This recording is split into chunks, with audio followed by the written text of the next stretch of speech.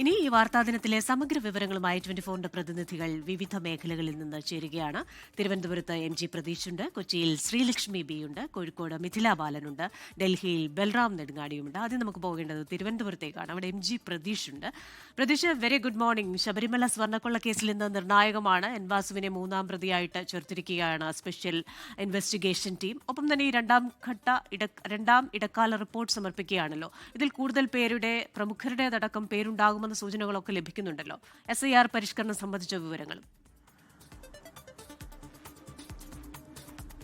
Christina, good morning. തെക്കൻ കേരളത്തിൽ നിന്ന് ഇന്ന് വളരെ പ്രധാനപ്പെട്ട വാർത്തകൾ സംഭവിക്കുന്ന ദിനം കൂടിയാണ്. അതിൽ ഏറ്റവും പ്രധാനപ്പെട്ടത് സ്വർണ്ണക്കൊള്ളയാണ്. സ്വർണ്ണക്കൊള്ളയുമായി ബന്ധപ്പെട്ട SIT നിർണായകമായ നീക്കത്തിലേക്ക് കടക്കുകയാണ്. മുൻ ദേവസ്വം കമ്മീഷണർ കൂടിയായ വാസുവിനെ പ്രതി ചേർക്കാനുള്ള അല്ലെങ്കിൽ പ്രതി ചേർത്തുകൊണ്ടുള്ള ഒരു അന്വേഷണത്തിലേക്ക് SIT കടക്കുന്നു. ഇന്ന് ഹൈക്കോടതിയിൽ സമർപ്പിക്കുന്ന ഇടക്കാല റിപ്പോർട്ടിൽ വാസുവിനെ മൂന്നാം പ്രതിയാക്കിയിട്ടുള്ള കാര്യം ഈ പ്രത്യേക അന്വേഷണ സംഘം കോടതിയെ അറിയിക്കും. ഈ 2019 സ്വർണം പൊതിഞ്ഞ കട്ടിളപ്പാളി ചെമ്പെന്ന മഹസർ രേഖപ്പെടുത്താൻ ശുപാർശ ചെയ്തത് അന്നത്തെ ദേവസ്വം കമ്മീഷണറായ വാസു എന്നതാണ് അന്വേഷണ സംഘത്തിന്റെ കണ്ടെത്തൽ. ഇക്കാര്യങ്ങളിലടക്കം കോടതിയിൽ കൃത്യമായി അന്വേഷണ സംഘം തെളിവടക്കം നൽകും.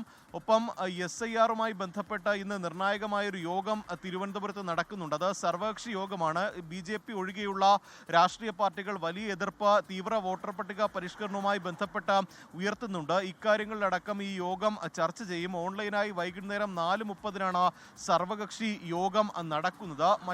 മറ്റൊന്ന് ഈ വർക്കലയിൽ യുവതിക്ക് നേരെ ട്രെയിനിലുണ്ടായ അതിക്രമമാണ്. യുവതിയെ ട്രെയിനിൽ നിന്ന് തള്ളിയിട്ട സംഭവത്തിൽ പ്രതിക്കായി ഇന്ന് പോലീസ് കസ്റ്റഡി അപേക്ഷ നൽകും. നിർണായകമായ തെളിവുകൾ ഈ സംഭവവുമായി ബന്ധപ്പെട്ട് റെയിൽവേ പോലീസ് ശേഖരിച്ചിട്ടുണ്ട്. അത് ആ ട്രെയിനിലുണ്ടായിരുന്ന CCTV ദൃശ്യങ്ങളാണ്. RPF ഈ ദൃശ്യങ്ങൾ അന്വേഷണ ഉദ്യോഗസ്ഥന് കൈമാറിയിട്ടുണ്ട്. ഈ ദൃശ്യങ്ങൾ സഹിതം കോടതിയിൽ സമർപ്പിച്ചുകൊണ്ടായിരിക്കും പ്രതിക്കായി കസ്റ്റഡി അപേക്ഷ ഇന്ന് അന്വേഷണ സംഘം നൽകുന്നത്.